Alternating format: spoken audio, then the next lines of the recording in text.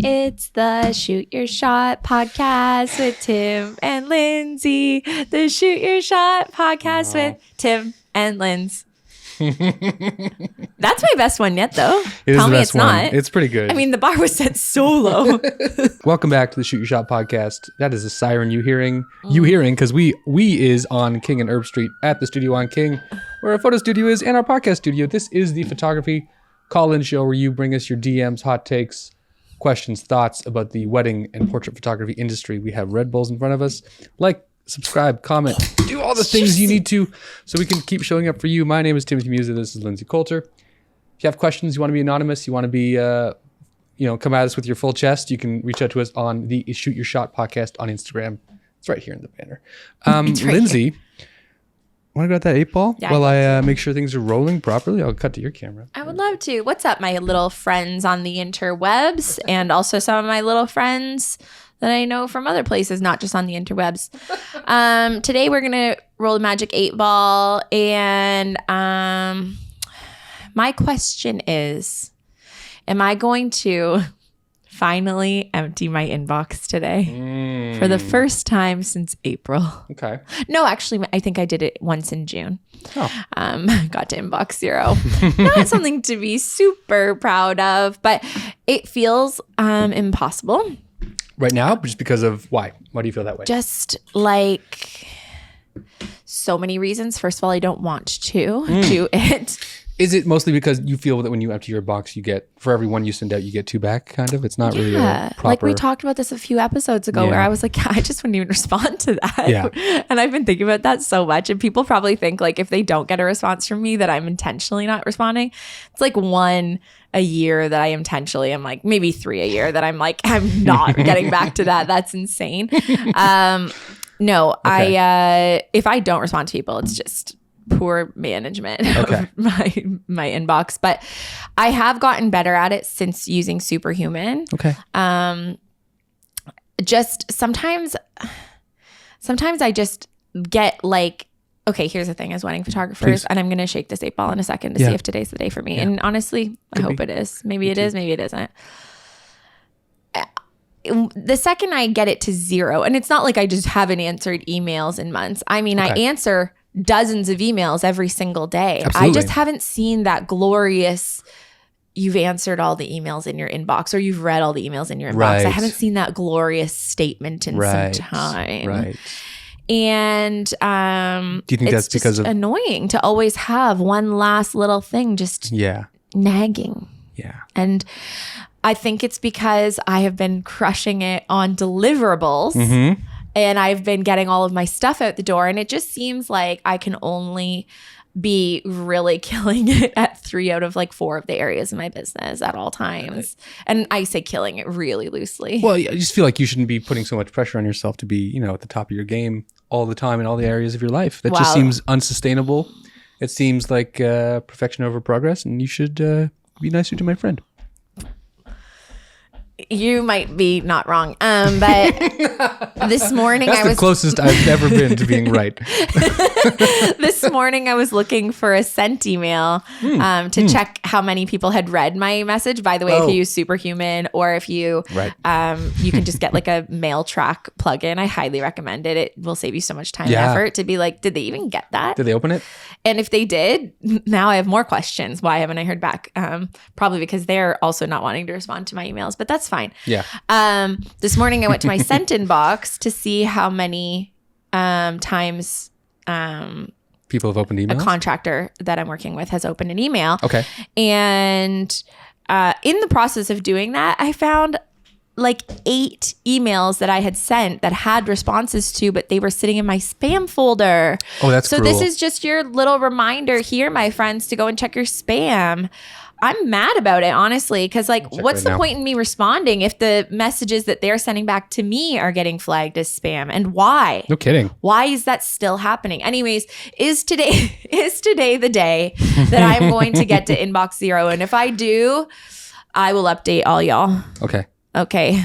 What's it saying here? It's on the edge, so it's already not looking fantastic. I'm just checking my spam right now to make sure there's nothing ridiculous. The problem is I get so many spam messages, as I'm sure we all do, that it's really hard to actually see real ones. This is crazy. This thing doesn't even want to respond, which is poignant. Like it's actually not even landing on a thing. It's just because it doesn't want to check its email Look, today. it's just on a... Yeah, and that's probably because it's also... Oh, what do you got? No. Nope. As soon as I went to look at it, it went away. Tim, you roll it. Okay. Am I going to get to inbox 0 today? See? it did respond to you. It is decidedly so. Oh, okay. Well, it just didn't want to waste its breath on me. So you're going to get to inbox 0 today. Very easily. Well, no. I will get close. There's a few I'm avoiding, but they're not. Well, and there's always like... Tell me if I'm wrong on Go ahead. this. There's always some people that communicate really clearly. They send you an email being like, hey, are you available? I would let, and over the years, I've come up with like strategies to try to remove some of the back and forth. But at the end of it, sometimes you just have to send emails to be like, yes, I'm available that day. Yeah. You get people that have to reschedule. When they need to reschedule, they come back and they say like, okay, well, sorry, we have to rebook. My husband's work plans changed or something like that. Not a big deal. I'm not a crazy person. No. But when they do that, they say, we are going on holidays this week, so we're not available that week this month. We are available these 3 dates or whatever if you're available. That's nice. Yeah. That's nice. That's Throw me a great. bone, man. Give me a little something. Let me into your world and understand your schedule a little bit. And this is not a joke. This is not a joke at all. This past week, I was responding to one of my 69 emails. That's the number in my inbox on Monday when I came back from Banff. And exactly. And I respond to one of them. And this is a client that has been trying to book a session with me since May. Wow. She won't respond for a month. And then I'm like, well, I'm not energized to respond to this when I haven't heard from you for a month. And obviously she's not in a big rush, right? So I'm sort of just triaging. I finally respond with some dates. Like I think probably the week before I went to Banff, I sent her some more dates to pick through. She said, oh, they're not available any of those. I sent her another one. And I kid you not, she responded back with, that won't work for us. I'm sorry. Am I inspired to respond? Is it giving excitement? When there are 68 other people that are actually like actively stoked to work with me and are like doing their part. Chomping at the bit. Doing their part. I feel like in the same way you have to triage your own life, people are triaging their own experiences and their own expectations of what is important to them. And this individual has decided to triage in a way that's very curt. And that's she okay. has a gift certificate. This is the worst part. Well then, this is do the those worst expire? part. It actually expires before any of the dates she's available for. Oh, shoot. Okay. Well, there's always next year, folks. You can always purchase gift cards anytime at lcoulterphoto.com. Not even my website. They're eligible don't for do one that. calendar year. Is that true? 1 calendar year? Yeah, L Coulter Photo is not my website though, so Well, then don't go there. What is it? Lindsay Coulter Anyways, Photo? this is just your reminder that if your inbox is a shit show, if your deliverables are a shit show, Sure. Tim and I are over here giving you guys business advice, and we have no business doing that. We have some business. Whatsoever. You know what's remarkable is that I'm speaking at Way Up North in October, and when they announced that I was speaking, the bio that they wrote for me felt like it was written for somebody else. Okay. It was like, Lindsay is the most busy person you know, but you would never know it because she seemingly has everything all together all the time. And I feel like... You don't listen to the podcast. Well, I feel like they wrote this so that I can get up there on stage and be like, it's all a lie. Yeah. No, you can pull the rug. That is not true. Do I have it all together? Yeah. Incredible that I have lied to all of y'all for so long that you truly believe that I do. Can you do the thing in Ghostbusters where he pulls the tablecloth off the thing and the flowers are still standing? I don't think I'm allowed to have props. What if we set one up? It's just there. Yeah, there just happens to be a thing. We go in the morning, we set up a table with a tablecloth and like a full dining china set and just leave it in the middle. Because there's always crazy props at Way Up North. It always has like some kind of elaborate set with florals or some kind of like lettering or wording or like abstract bits of architecture. We could set it up on day 2. No one would know. So you're saying I should hire the florist to make a $5,000 floral display, put a nice white cloth under it, and I just do this during my 10-minute talk. You start with that. And the flowers are still standing. And then you go off on how the bio they wrote for you is totally not true and how, you know, authenticity is important, but also it's not, because no one would ever hire us if they knew how And also, this is my interpretation of my own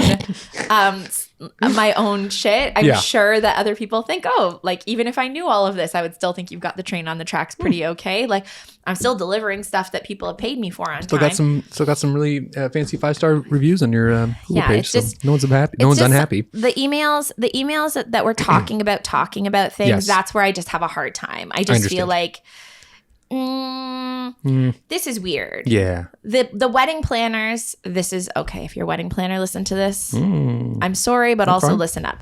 If you do this, straight to jail. The number of emails from wedding planners that I have gotten in the last 3 months, like a lot. Oh, yeah. I'm on that. A lot. Yeah. From planners emailing me saying, hey, can you let me know? I'm working on the wedding day schedule right now. And can you let me know what time you plan to start and your plan for the day? Well, I'm just curious what are you doing? What are you doing this day? What's your job? Because my job generally when my clients don't have a planner is to create them a schedule, and I have no problem doing that. Yeah. But like I would have a meeting with my client to create said schedule, which I presume the planner has done. Like I would just guess that. Tim, are you okay? I've had like a awful cough for like 2 Why weeks are we now. doing this? Anyways. It's been 2 weeks.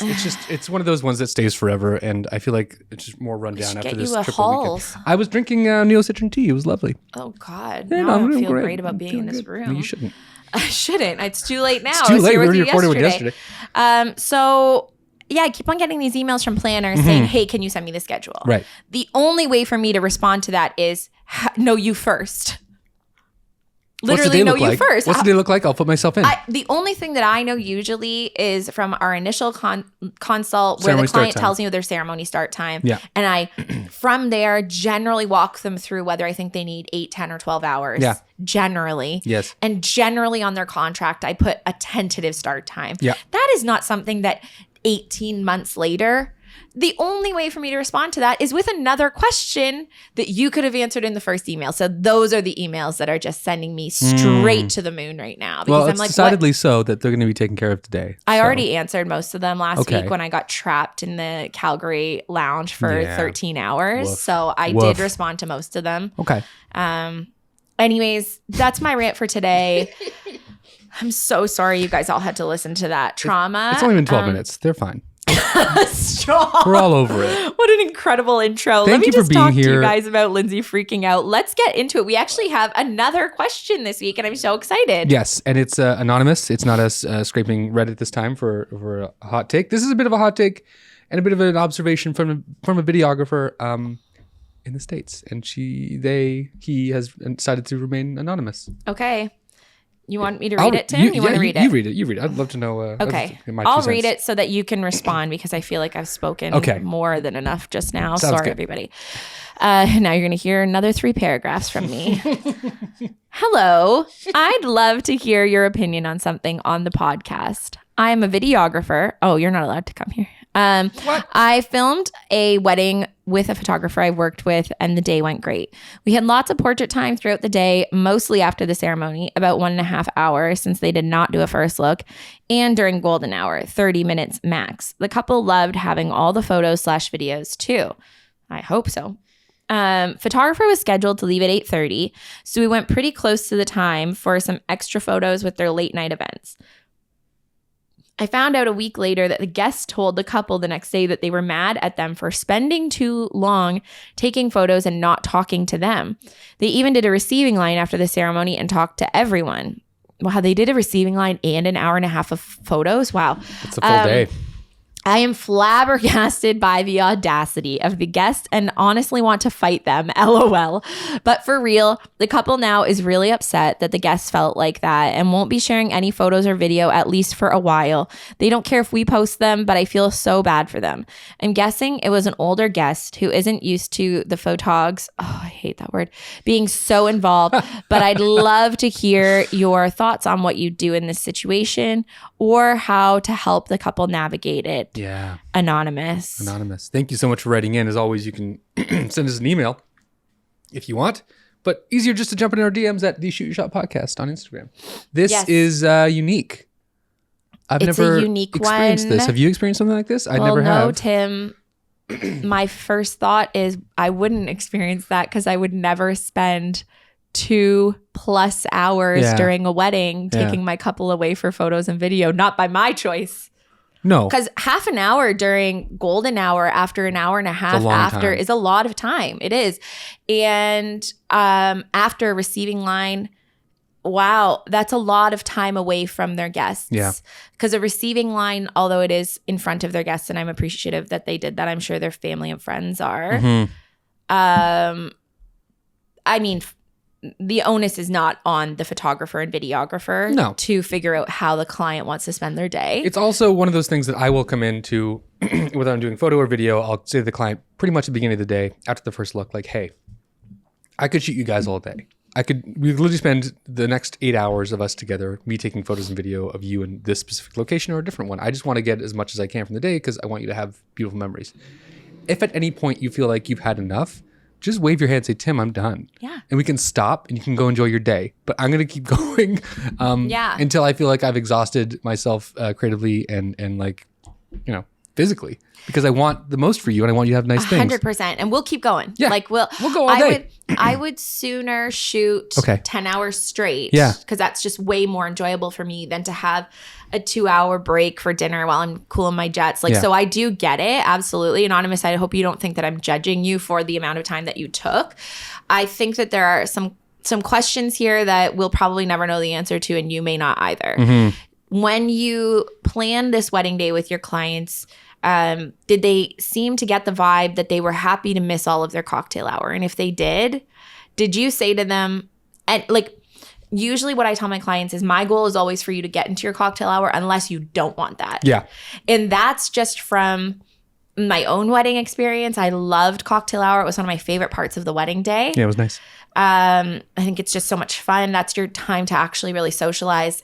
Later, obviously, after dinner, but a lot of the time that means older aunts and uncles and grandparents, they're going to be gone, right? They're going to go. So cocktail hour kind of is the time when you actually get to socialize.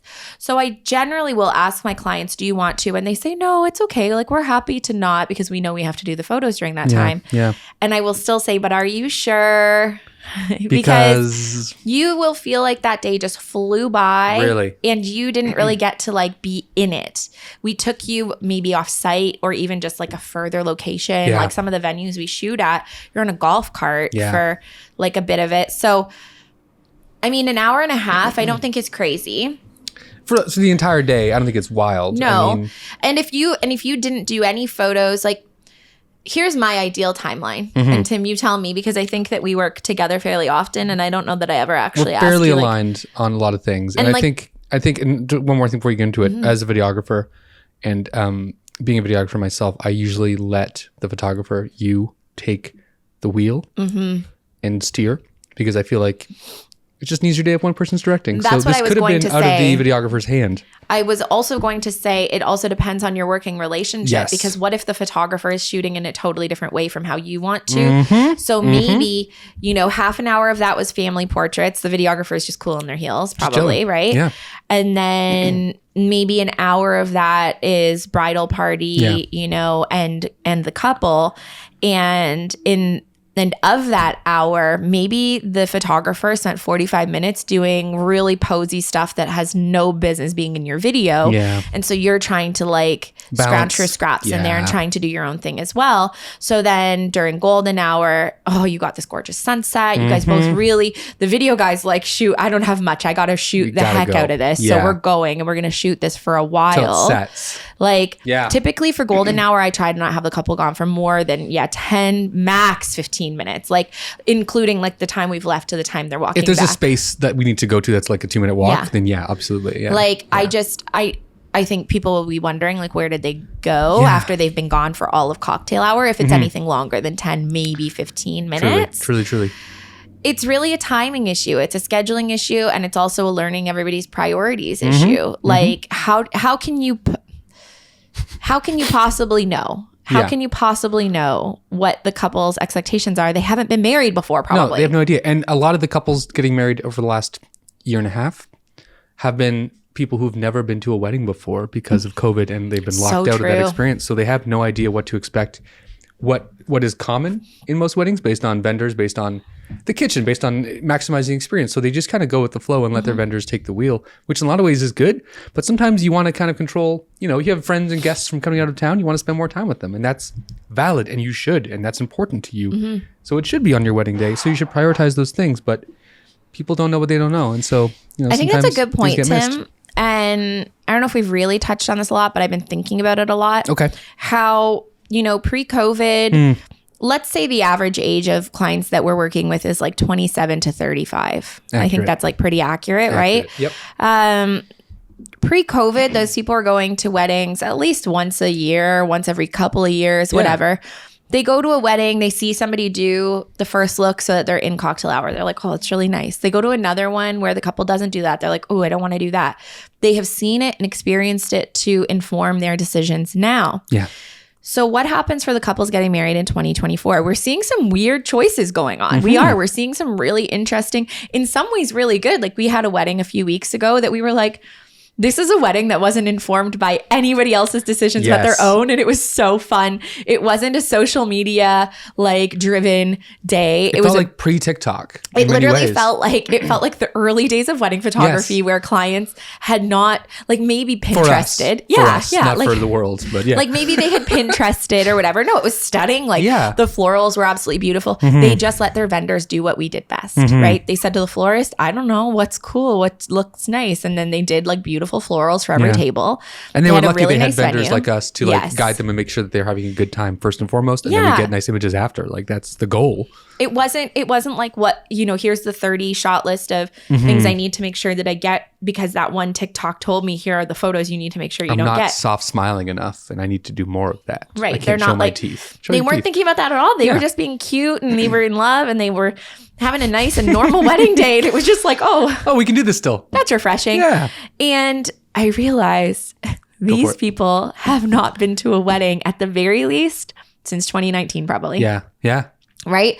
So because the couple is not on social media and they're not it's not an assumption that we're making. We know that they're not really on socials. They just made their own choices. But I do wonder for the couples who are only basing their wedding plans on social media and not on actually having been to weddings and doing that thing that lots of engaged couples do where they start seeing weddings with a different lens, right? So these couples that we're seeing now, they weren't engaged at the last wedding they went to. So they weren't looking at the day being like, oh, what would we do? Yeah. How would you do this? And they're asking their partner, what do you think of that? Did you like how they structured the ceremony? Did you like how they did their photos? They don't have that experience. So it's left on us to tell them, this is what most people like. This is what some people do. Of course, you can do all of your photos during the ceremony. And of course, I'm never going to want to take away that moment of you seeing each other walking down the aisle for the first time. If that's what you've always envisioned, I won't be that girl. That's not for me, But just know it comes with some sacrifices. And I wonder if that conversation ahead of time from the photographer, the videographer, from a wedding planner, from somebody trusted, if those conversations could have at least mitigated this so that when this crotchety ass guest comes to you, we got to get into that for a second. I want to know the But age when this bracket. guest comes to the couple and says to them, you were not around all day and I'm so upset about that, the couple could then say, yeah, we really wanted to spend as much time with our guests as possible. That's why we did the receiving line. But we knew we wanted to see each other walking down the aisle for the very first time. We didn't want to do a first look, which means that we had to do photos after. And that's the choice we make, and you can't be resentful of your vendors or any of those choices when you knew what those choices were and going into it. Hopefully the vendors educated you on what, some of these practices like doing a first look, like Lindsay said before, and we'll say again forever and always, but it gives you a chance to spend more time with your guests, family and friends during cocktail hour because we don't do photos post-ceremony. So it's just about education, expectation, and, helping people make good choices.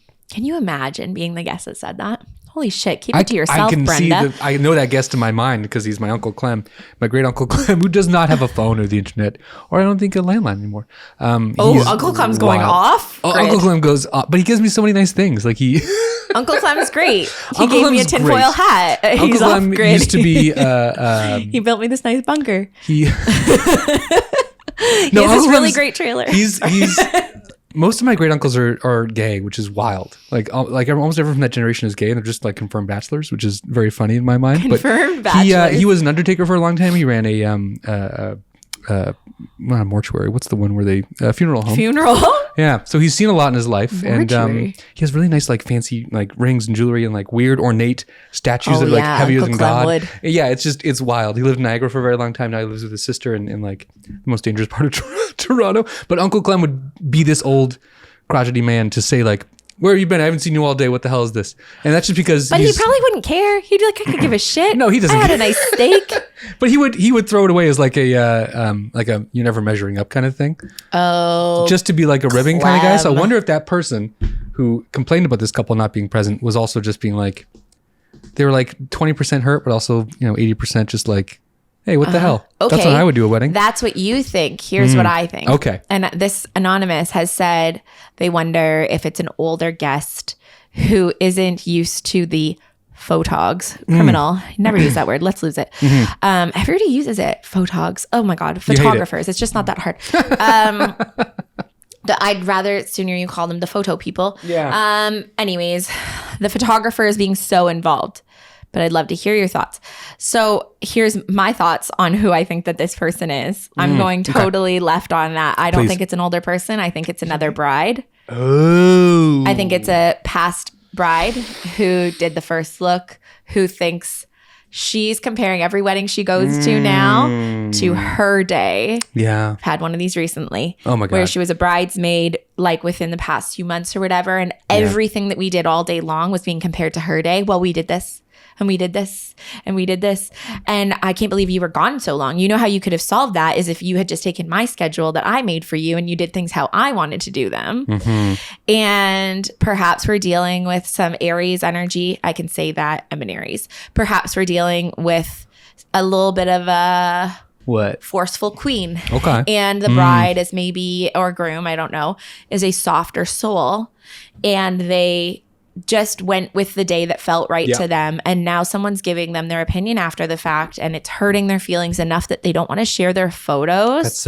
That's where I feel like they're a bit of a softer soul, because if somebody had said that to me after my wedding day, I'd be like, oh, well, you cut me a check for $65,000, baby, and I'll redo it for you. Whatever you want. However you want it to go. It's going to be a really expensive dinner for us to hang out, but you can sit at the head table. And you can sit right next to me and hold my hand the whole time. Yeah, you want to sit at the head table? Yeah, you're paying for this. It's Weddings your day. are tough, man. They are. It's a lot of expectations. Yeah. I wonder how many guests they had. It's the other thing, right? Like, do you think it was a smaller amount or a bigger amount? I think big. Yeah. The receiving line. Yeah.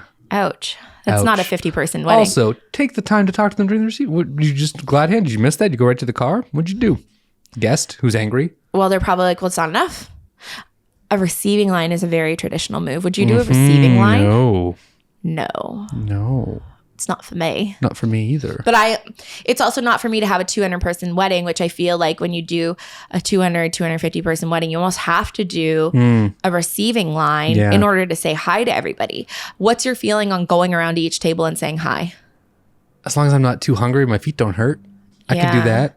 It just feels like weird. It's a nice thing to do, but it feels like, I don't know. Yeah. It's not for me. I had a couple recently and they did this and I felt so bad for them because I think it was their plan. And I was talking to the planner while we were watching it happen, and they seemed psyched about it. I think they were okay with it. It would not be for me, it would not be for the planner, but they were at a venue we shoot out often, and instead of doing a first kiss, sorry, not a first kiss, they did a first kiss. Instead of doing the clinking the glasses, which is very illegal in many places, which is good because you'll break cutlery.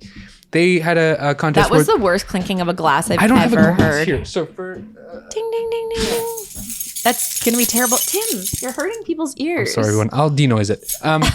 Listen, instead of doing the traditional clinking of a glasses, people had to go up to the head table, the Juliet, the small little love. What is that table called again? The lovely table, the lovely 2-person table. I'm leaving. Tell me the table. The Juliet. No. Juliet balcony. I'm thinking of. What is it called? Yeah. Oh, it's hard for me, huh? Well, you called it a Juliet balcony first. And I gave a swing at the bat. What have you done? The Lover's Leap balcony is what it's called. What is it called? What is the table called? The table. Sweetheart table. Sweetheart table. Thank you very much. I wasn't far off. Juliet, sweetheart. They had to go up with... I got a vein popping in my head. I'm so... The people who wanted them to kiss had to go up to the table and take a selfie with them. And this happened throughout the entire meal. Oh, It happened 6 seconds after the MC announced that was the rule. Two older people came wandering up and like, ha, ha, ha, ha, ha, took a photo, and the MC was like, okay, we'll wait. And then another 6 seconds went by, and then another couple from the same table came up and did the same thing. Like, oh, this is going to be a nightmare. Oh, no. It was all night, but the couple was like chewing food and like, oh, okay. And they were happy to do it. They loved having those photos. I think it was delightful, but it is a good way for everybody to get a photo. I mean, you know what I'm not totally opposed to? What's that? A photo receiving line. Okay. Talk me through it. Hear me out. Talk us through it for those driving in their cars who don't know what that is. I don't want to be a human photo booth, but if it allows us to not do table photos, I'm all for it. So a photo receiving line is also really good because generally it's brief, whereas a receiving line is however long the first person goes. Okay. And then it's going to get longer and longer, right? Yeah. Couples come up, they say hi. There's a comment about, oh, you look so beautiful, love your outfits. Yeah. Oh, it's so good to see you. God forbid somebody then gets into something outside of the wedding day. They're like, oh, you know who I saw? Uncle Clem. He's living in that sketchy part of downtown Toronto right Finch. Now. They get into a long conversation. And I'm not kidding. When I make these schedules for my clients and they tell me that they want to get into scheduling, I'm like, okay, how many guests do you have? They're like 250. I'm like, okay. So 250 guests, presumably on average, we've got say 2.5 groups per, like table. Let's divide this up. Okay. So let me just say 100 stops at the receiving line, right? Okay. So because some of them are going to be larger families, some of them are just going to be couples, some of them are going to be individuals. I'm just rounding this out. I don't know. It's good. We're going to have 100 people come through. Okay.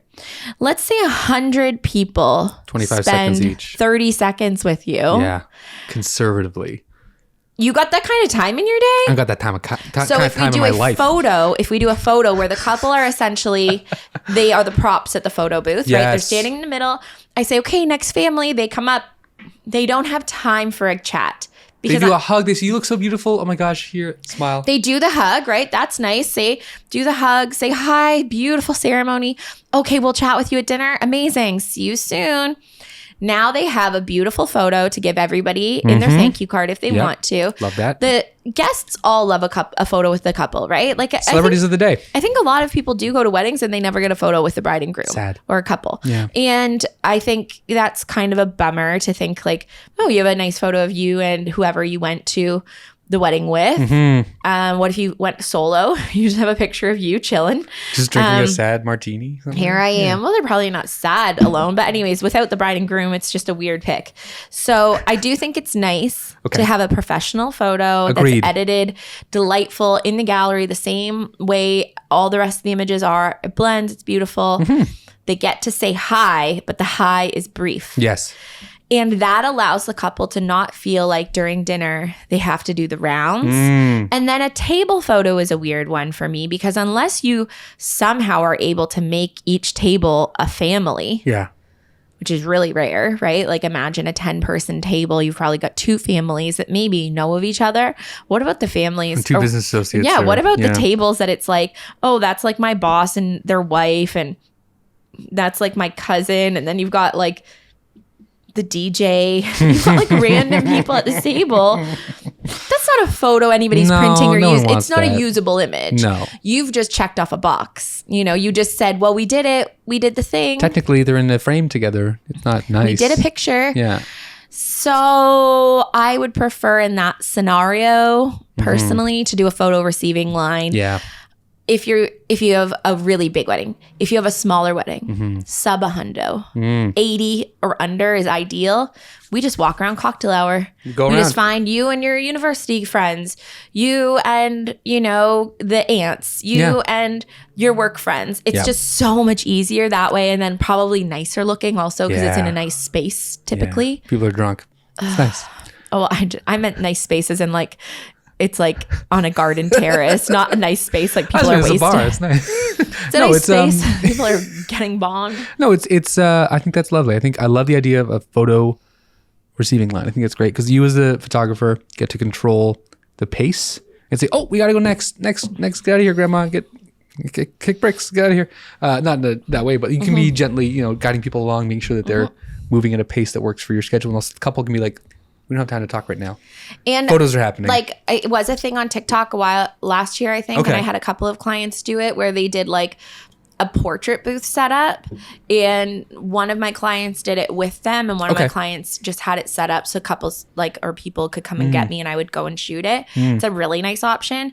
So if you have a little bit of space, maybe in your reception space or outside of it, you could do like a nice velvet chair, maybe a floral arch behind it. Yes. If I know it's happening, I'll pop up a nice light. So it's just like wham, bam, ready to go. And I can just pop up some nice shots. Like that's nice. That would be an easy thing to do for a receiving line. Also, just saying that. We've got ideas. Wow. Did we tackle this one? I feel like we nailed this one. Yeah, I think we've really just unpacked it. I mean, as with most issues, I would say it comes down to I have some pre-questions that unfortunately you can't answer anonymously. We don't really have this person to that call. The couple is still letting you, but they're not opposed to you sharing the photos and video that you've captured on this day, because I think it's important. That would be a real bummer. It'd be sad. They would feel extra sad. It would just be it's sad for them right now because it's a reminder of the things and the time they didn't spend with this individual who's complaining about it. But it's also very sweet that they're, chill with you posting stuff, because I am kind of curious how they found out. Like, I don't think my clients would ever tell me that, to be honest. Like, I don't think my clients would ever say, here's another assumption I'm going to make. Okay. My assumption is this. Go. Photographer and videographer sent the couple some previews. Yes. They didn't post them. Yeah. Photographer maybe sent a follow-up, hey, just want to make sure you liked them. Are you okay if I post them? Yeah. Couple comes back and says, yeah, we do love them, but here's why. So my other thought is it's very possible that this is not the real answer, not the real reason why they don't want to share them. Because it just seems fishy. It does seem, it seems a bit too convenient of a, what do we tell them? Someone was unhappy. Cool. Send. Yeah. You know? Feels a little fishy. Like, not on behalf of anonymous. I wholeheartedly believe that you were told this information. Yeah. I am just wondering if perhaps that's not the entire story that the couple's giving you. Okay. Because can you imagine spending thousands of dollars on your photo and video and the comment of one person? People are really fussed about what people think of them. Other people's opinions really stink up a lot of really nice scenarios. Stink it all up. I just think we need to remember that those people didn't pay for your day. Yeah. Those people were not putting rings on each other's fingers. No. Those people were not part of your journey. Yeah. And I mean, you could therapize your clients if you want, or you could just go and post their pictures and videos and say, fuck it. Just move on. And that's personally what I would do. Yeah. We'd still stew a bit. Be interested to know, but we'd still break it down on the podcast. But that's why we're here. That's why we have a show, and you should as well. Maybe, I don't know. Listen, thank you so much for being here. We hope we helped you out, Anonymous. We hope we helped you work through this a little bit. It's a bit wild, and I would say maybe give it some time and then check back in and see if there's anything you can do to help them. I don't know. Come to terms with the fact that they had a great day and some amazing photos. I don't know how to help you. That's wild. Yeah. How to help the couple navigate it? Yeah, I would just honestly try to remind them that they made the choice that felt the best for them, and that prior to somebody else's opinion coming into it, they felt really good about it. Yeah. And in 100 wedding days, you'll have 100 different schedules and 100 different plans for how to roll it out. Yeah. And that's really all that they need to remember is just not their day. And you can take this going forward. Just use it as an example, a teaching moment for yourself of how to make sure people prioritize their days in a way that feels right for them. Yeah. And, takes into account people's feelings. You can never go wrong when you feel like, oh, well, that wasn't for you. Too bad, buddy. I loved it. It was exactly how I wanted it to go. So literally don't care, Clem. Love you, Clem. Yeah. Love you, Clem. Thank you, Tim. This was swell. This was good. And you've been coughing less, thank God. But yes, me too. 2 weeks in a row of coughing. You guys are going to unsubscribe. I would if I was you, for sure. I'm so sorry. Thank you again for subscribing and then unsubscribing if that's the case. Really appreciate the metrics on that. If you have any questions, comments, hot takes, or just want us to talk about something that maybe is related to something you've experienced on a wedding day or a portrait session, you can reach out to us at the Shoot Your Shot Podcast on Instagram. Leave us a DM.